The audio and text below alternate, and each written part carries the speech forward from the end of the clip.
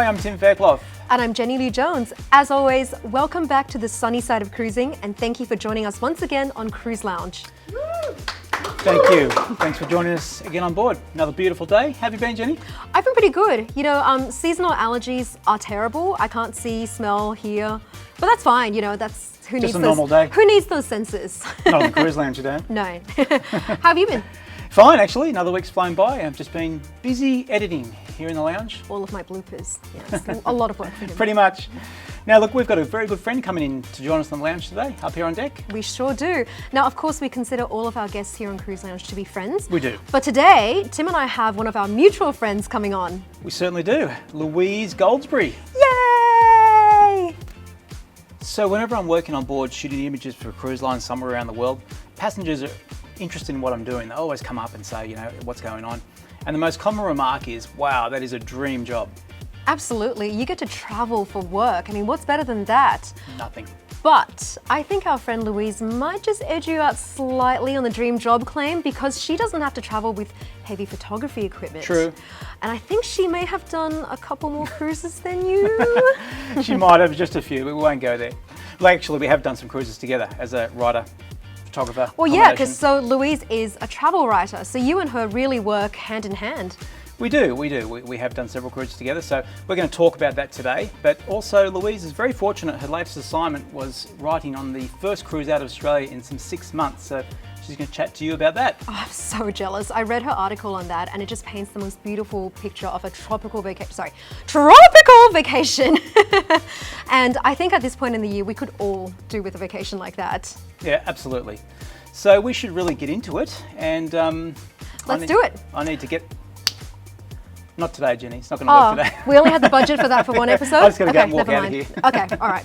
All right, I'll see you soon.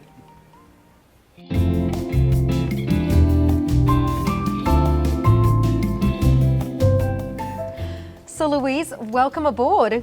Thank you. I think the last time I saw you was a year ago on a cruise. A long time ago. It's been a while.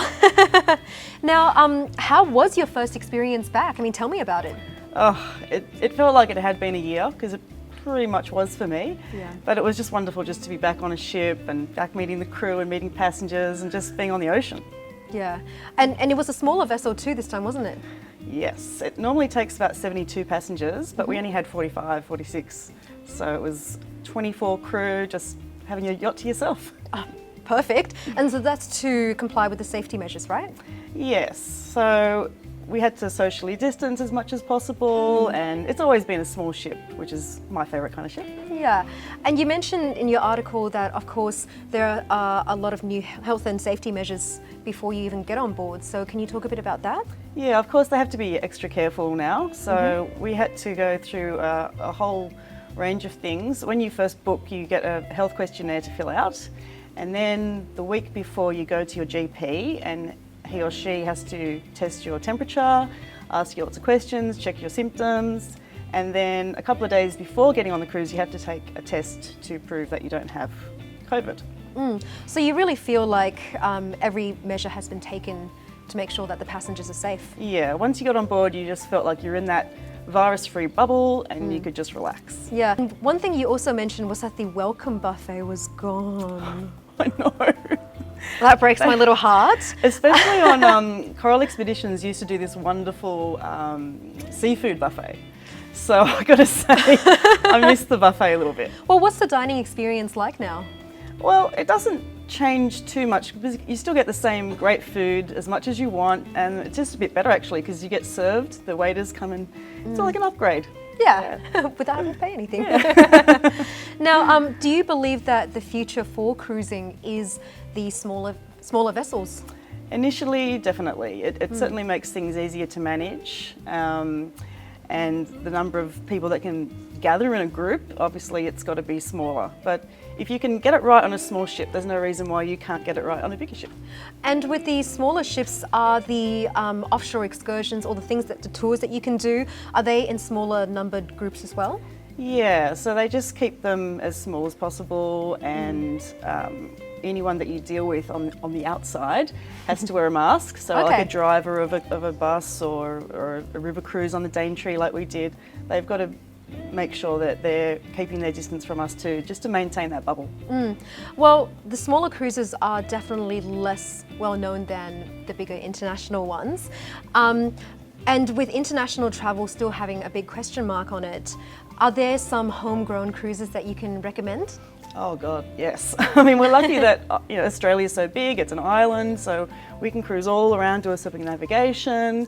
One of my favourites is the Kimberley. So if you haven't been to the Kimberley, this is the perfect time to get to Western Australia when they open the borders and just see one of the most beautiful places in the world. Well, actually, I've never been, so I thought the Kimberleys was actually, this is so ignorant, I thought the Kimberleys was like inland.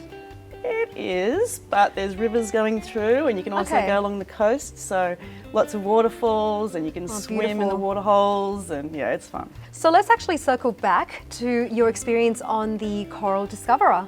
Great. Well, it was 7 nights to the Outer Barrier Reef, and that's the part of the reef that's the northernmost part of the Coral Sea. So we got to go really offshore, like 300 kilometres, which is actually further than from Australia to Papua New Guinea. So it's like going overseas, you know. Yeah. And that was a really remote reef that most people don't get to dive at or snorkel at. So we did that, and then we went to another few reefs, Ribbon Reef and rainforest down to the Daintree. That's where the Barrier Reef meets the rainforest, so 2 World Heritage Sites, which was pretty special. And a bit of hiking up mountains as well. So it was a good combination of underwater, on land and on board. Beautiful. And you mentioned in your article that it was an area where you don't actually see this coral damage that we've seen a lot in the parts of the Barrier Reef that are closer to the land. Yeah, well, Coral Expeditions is an expert in the Barrier Reef. Yeah, so they've really spent 35 years finding the best places to dive and snorkel. So we didn't see any damage apart from one small area, but the rest of it was just beautiful. I mean, the coral was spectacular, so much marine life. We saw all sea the turtles bright fish and reef sharks, Yeah. and it was incredible. And what about some of the activities you got to do? Every morning there was like a sunrise hike, quite steep, so I wouldn't recommend it if With you're... sea legs? Yeah, getting your sea legs back, that was interesting if you haven't been sailing for a while. There was quite a few divers of all ages and... Like scuba? Scuba. Oh, fun. I love scuba. Snorkeling over giant clamshell gardens and down and around reefs, and lots of swimming and just relaxing on the beach, beautiful beaches up there, and kayaking. So are they all inclusive activities? Yep, everything's included once you're on board. Beautiful. And paddleboarding? Yes. Yes. Amazing. And of course the food. Yeah. I guess if you go on a coral expedition, there's no escaping the seafood, not that you'd want to. Plenty of seafood, but yeah, everything. And the wine and beer is free as well with your meals. Ooh. Well, that sounds like an absolutely incredible holiday, but of course you were working. Tough life. I guess somebody has to do it.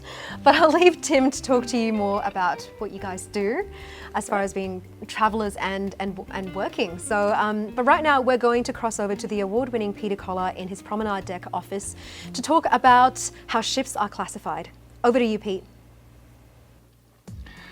Thanks, guys, and good to see my old friend Louise there. We've been in the industry together for a long time and working on a lot of the articles she used to work with as well with cruise critics, so good to see her again. Speaking of articles, literature, reports on cruise, one of the things that confuse some people out there is star ratings of cruise ships. Now, the only reason we have star ratings, it really started in the late 70s, 80s as the modern day cruise became popular. And because the actual passengers or potential passengers weren't familiar with the cruise lines or what sort of experience they represented, it was easy to refer them to a hotel because most likely someone would have experienced a 3-star or 4-star hotel in the past. So we used to have classifications, so we had a 3-star ship which was soon changed to a budget cruise line. Now in 2020, those type of ships really aren't evident anymore in any fleet. They're way surpassed that. We used to have 4-star cruise lines, which were then labelled mainstream as cruising became more popular. But even then, as each cruise line, we've spoken about it on the show quite a few times, personalities. Each ship has a personality and experience. mainstream wasn't evident anymore as well. So you now hear the term contemporary, which is still modern, exciting, and it can represent a multitude of brands. 5-star we still call premium, and 6-star we sort of refer to luxury or ultra luxury cruise. So don't get too confused with star ratings. They're sort of obsolete now. You'll hear less and less of them. They were used in the past just to let passengers know what type of experience they can expect. But these days we have those type of ships that I mentioned, your contemporary, your premium and your luxury. And then they're further subdivided into the size. It might be a resort style, which is your large ships. You also got large ships, you've got mid-sized ships, you've got small and boutique ships. And then they're also categorized by the experience. So it could be adventure, expedition, or ocean cruising, river cruising. So there are quite a few categories that ships fall into, and it's sort of a jigsaw puzzle, and that's why you probably need a travel agent. All right, so Louise, welcome to my little cruise lounge. Thank you. I can't believe I've actually got you in here. You're a hard woman to get. In fact, Louise, we do go back a long way, so there's going to be a lot of banter back and forth here. But Louise is known for going MIA. Oh. Yes, you are. In fact, she'll disappear for months at a time. And most recently went to Brisbane for lunch and stayed 3 months. That's true. Am I right? Whoops. Whoops. And you've been known to go to London for an assignment and also stay 3 months. I went for 4 years actually. Oh, okay. You trumped me there. But look, I also wanted to mention that in our time together, working together, you are also a very hard woman to please.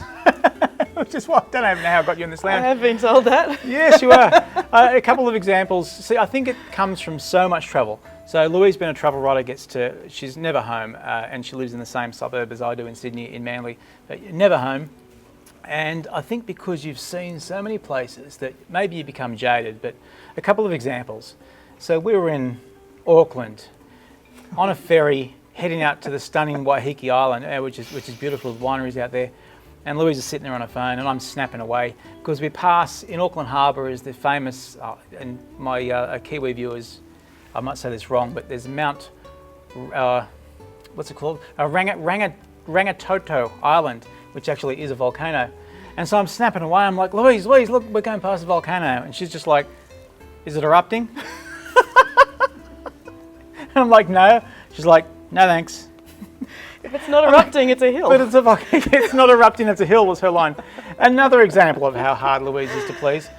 I've got this amazing shot for when Louise was working at Cruise Critic of Carnival Spirit coming in Sydney Heads, and right beside the ship was a breaching whale, which I thought was spectacular. I'm like, I can't believe I've got this shot.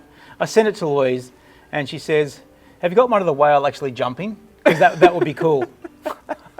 I don't remember that one. Yeah, I'm just sitting there going, are you for real? Okay, it's breaching, it's not jumping, but anyway, it was a good shot. I thought breaching was jumping. No, breaching's whatever. Google it. It wasn't jumping, it was breaching. So you're a hard woman to please, but look, we have worked together for many years. So I've known you from back when you were working with Cruise Critic. So as a travel writer, you have many facets. But you were with Cruise Critic for a while as editor. 6 years. Yeah. And I used to shoot images for you, particularly in Sydney, of arrivals and departures whenever a new ship came into town. And it was a really good collaboration because with PR in general, I like the line that PR is like fruit and vegetables, and if it's not eaten fresh, it goes off. So you would have the story written beforehand. I would get up at 4 a.m. get out there and capture the ship coming into Sydney, but it was the first time or whatever. Have the image off to Louise, fully edited by like 5:30. You'd have it published by 6, and we're always the first. What a team. What a team. It was good. Yeah, and it worked really well. So you are responsible for getting up very early. Sorry. But we're not going to talk about Cruise Critic today. We want to talk about your life as a travel writer, because it is quite an extraordinary life. Former travel writer. Why former? Well, it's changed a bit this year, but we're getting back into it. Yeah, but you still are a travel writer. That hasn't changed, right? True. Yeah. So obviously being a travel writer, everyone thinks dream job, right? But heading off overseas with a laptop and a deadline can tend to take the fun out of travel. Do you find that? Not if you just pack it away in your room while you're having a good time. And I think that's why I really liked cruises, because you can go on board, leave the work part to the side and enjoy yourself as a passenger, and then come back and do the work afterwards. Yeah, yeah. But still, look, the deadline is looming.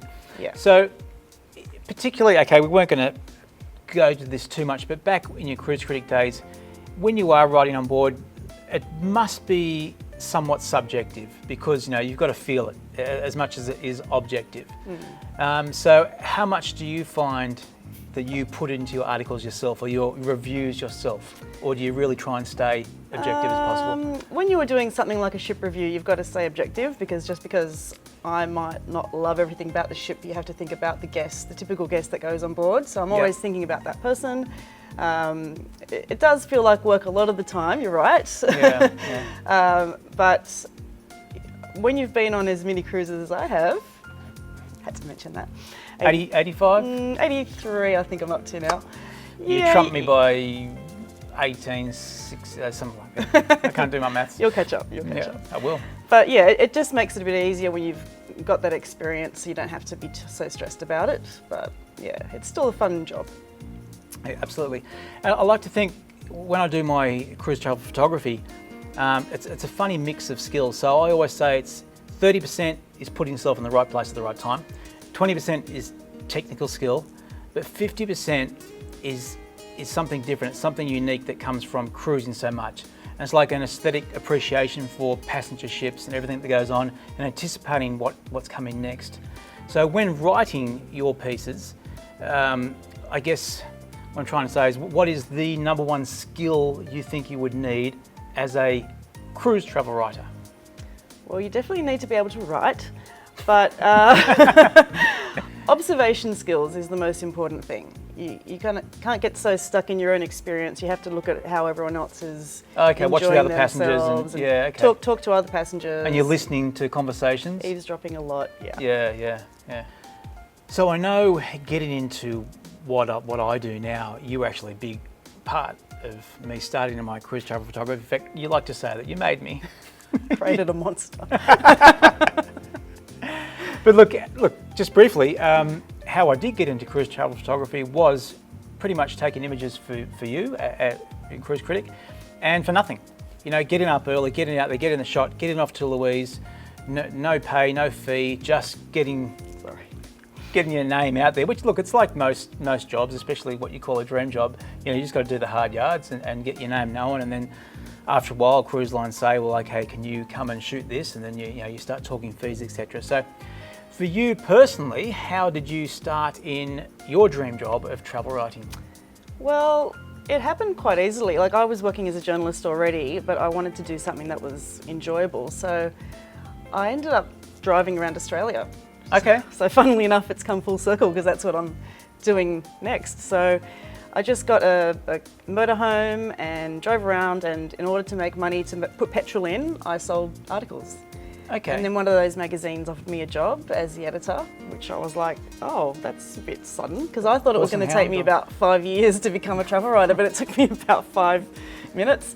So once I was in it, it was just fantastic. So pretty much what I said, you was offering articles for nothing? No, petrol money. Petrol money, but almost nothing. Yeah, well, it doesn't pay that well, so you have to do it for the passion, absolutely. I did read that. You don't, well, I think any job in travel, I think you do it for the passion just about. There's not one I can think of that pays extremely well. A380 pilot maybe, I don't know. Cruise ship captain. But yeah, so you did the hard yards, you got your journalistic background first before. So you don't just say, okay, you leave school, I'm going to be a travel writer, and away you go. Yeah. No, you got to do the hard yards. And obviously, not just the skills set you need to have a flexible lifestyle. You literally need to be able to pack up and go at a moment's notice, right? You've had some pretty short short lead times to assignments. No kids, no pets, no plants. Yes, they could all be dead. Yeah, that's right. Yeah, you have to like the nomadic lifestyle. If you're someone who just wants to come home to your family every week, travel writing isn't going to be for you. Yeah, because you could be off on an assignment somewhere and then you get called, you got to go to this, so you can, that's why you're off, you're missing in action for many months at a time. It's not just sometimes because you choose to be, it's because you have to be. I mean, sometimes you'd wake up in the morning and you wouldn't know what country you're in. I remember one time I had to look out the window to see what language the signs were in, just so I could remember where I was. Where were you? South America, I think. I don't remember. Well, you would just by looking at the language in South America, you might not necessarily know where you No, are. that's You true. could be in a number of countries. Yeah, because it was pretty relentless. You'd be one continent and then you'd come home, do your laundry, head off to the next one, or sometimes you just keep going around and around. So it's brutal, but it's fun. Yeah, absolutely. You're not complaining. And as a travel writer, do you feel it's best, if you are starting out in that direction in your career, to have a niche? Or just the term travel writer is, you can cover all bases, or you're best to stick to a Yeah, niche? that's a Like good- cruising, for example. It's a good question. Most people don't have a niche, and I think that having a niche is better because that you become the go-to person. As a freelancer, the hardest thing is getting work. Yes. So if someone just thinks of you top of mind, oh, cruising, oh, that's Louise. It just takes a lot of that pain out of the job. Couldn't agree more. I mean, I kind of knew the answer there. It's the Why same. ask me? Well, it's because it's a show. It's a conversation, Louise. Sorry, I'm editing you. Yes, my job. yes. Louise is an editor by heart. It kills you because I do, as well as what I do, I sometimes have written for you, and done reviews, and I hate my words being changed. And you even said to me, if anyone dare changes one word of yours, I'm upset. you're upset. Yeah. Well, it's an art, isn't it? But I enjoy doing it to you. But one of your stories turned out to be the most read on Cruise Critic that year. I know. I was quite jealous. Yes, that was a Should've been review, me. the first cruise on the Pacific Explorer. It was. Yeah. And it was really good, I have to say. The first compliment you've ever given me. There you like go. your shirt. It's on camera. Yeah, actually, second compliment you've given me. So, all this travel writing, all these experiences, all these journeys, you must have one all-time favourite experience, favourite assignment. Antarctica. It has to be. Making me jealous. Yeah. The one place I haven't been yet. Well, apart from being Antarctica, it was just the timing of the trip as well. So it was early season and we happened to arrive on the same day as the penguins. Okay. So these penguins have been away for 6 months. They come swimming, and they finally get to land, and it was the exact same day that we arrived on our ship. So what that meant was they were all stumbling out of the water and falling over. They're not very good on ice, by the way. Yeah, no, that's right. They're better in the water, You've yeah. seen them, they're always Yeah. waddling and falling. And they were pristine, clean, and the snow was untouched. We were the first ship there for the season.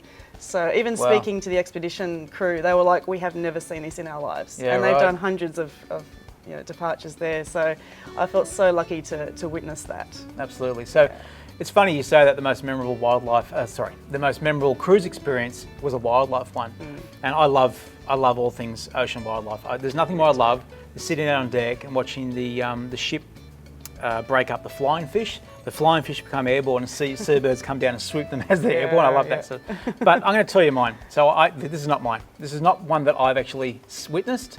But I was on a Alaska cruise, and when you're going to Glacier Bay in Alaska, they have the naturalists come on board.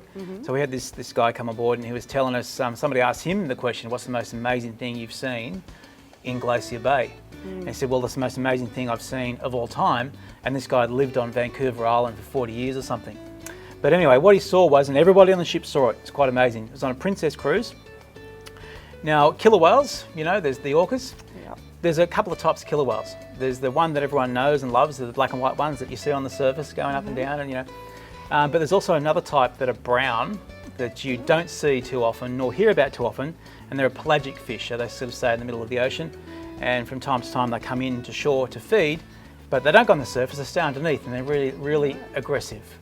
So that's a side story. They pulled into Glacier Bay, and another thing which I didn't know until I was told that moose can swim. And swim very well, and occasionally they swim right across Glacier Bay. So this one day, Princess ship comes in, and there's 2 moose swimming across Glacier Bay, Wow. and all the guests are out there, and the captain's saying, "Have a look at this on the port side. There's 2 moose," and everyone's snapping away. All of a sudden, 2 of these killer whales, these pelagic ones, brown ones from underneath, Oh no, came don't, up, don't. bang, one on each moose. Sent the moose airborne. The whole Glacier Bay turned red. I know, but look, I know it's a bit harsh, but I it's wish nature, I'd right? seen that. Nature at its and it was captured. No one has ever seen that before, or heard of it before, and everyone on this cruise got to see it. A new one for me too. Yeah, pretty amazing. So, sorry, I'm still in your show here. It's your show. It is my show. Now, look, before you go, I just wanted to run through. Everyone gets a quick 10 here. Oh, okay. Alrighty. So, quick 10 questions for Louise Goldsbury. Number 1, ultra luxury or expedition cruising? Expedition. Having just said all of that, you couldn't choose ultra luxury, could you? Can I have ultra luxury expedition? Well, you can these days. Yep, you can. You absolutely can. Okay, spend 1 month in any city in the world. London or New York? Somehow knew you were going to say that. Why? Don't know why. And you choose, come on, one city. Don't sit on the fence here. I'm sitting on the fence. I can have both. Okay. These questions are kind of similar. Spend 1 month on any island destination. Tahiti. Bora Bora? No, something not so touristy. Okay. So, I mean, I'll take it. But Yeah. Spend 1 month on any cruise ship. Now, come on, you're not with Cruise Critic anymore, so you can be... At this point, any cruise ship for a month will be fine. No, come on. No. Do you have a particular favourite? It'd be on an expedition ship. Yeah. Can we just leave it at that? Yeah. Disappointing A me. world cruise on an expedition. Okay. I can't believe I've written this. Your most incredible wildlife encounter. We'll just explain that.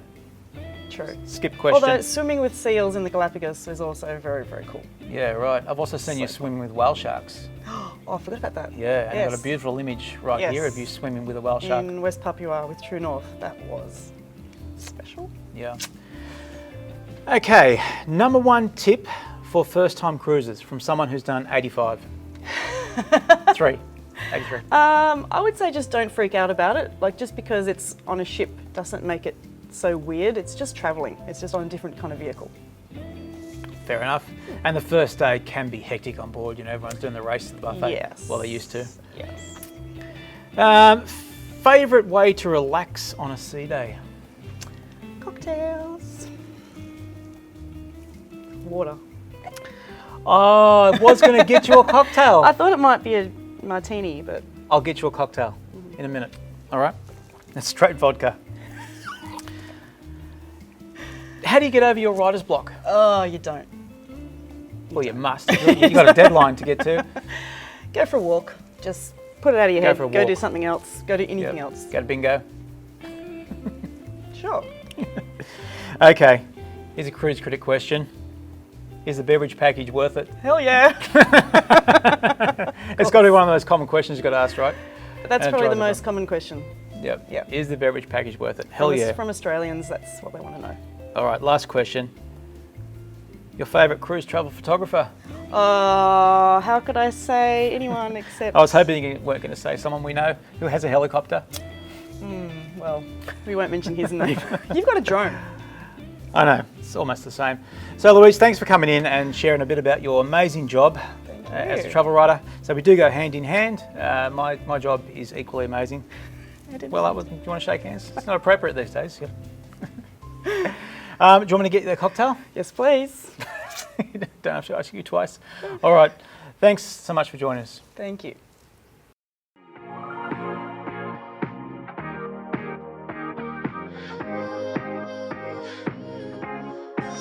Well, Tim doesn't lie, he did get you a drink. We like to call it the outro-tini. Please tell me someone laughed at that. Thank you so much, Louise, for joining us. It's been awesome hearing about your life as a travel writer. Thank you. I never knew about your start with living out of a motorhome. Don't tell it very often. Why? It's awesome. Yeah. You never hear something like that. So, yeah, thank you so much. Thank you. We really appreciate you tuning in once again for a little cruising fix. Next week, we'll have another episode dropping, and make sure you stick around for the bloopers. See you next week. Get one more time. What's wrong with it? Yeah, it was lacking enthusiasm. Exit stage. Well, So, guys, here's some enthusiasm. So whenever I'm working on board shitty Shitty ships. I never get the good Someone side. get him a shot. oh shit.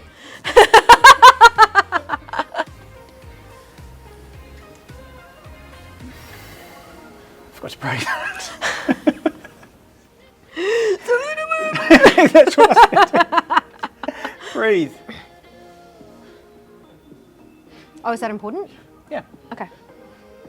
Everything I write is important. That's why I've written it. Well, I've changed a lot of it, so. I know. But please don't. Because it throws me. So thank you for joining us once again for a little cruising fix, and we hope you'll join us again next week. Ruined it. Screen froze. Sorry, over to you, Pete. Booyah! Thought the blue would look Hey. good on screen. I didn't want to clash because I knew you'd have florals. You'd have a pattern. Do you know how hard this has been? Because I only ever wear white, Oh. or just neutrals, and he's like, no neutrals. Okay, I have the stopwatch on. And feel free to have a drink, you know, if you want. Yeah, take water. Oh, that pizza smells so good. I know. Let's get on with it.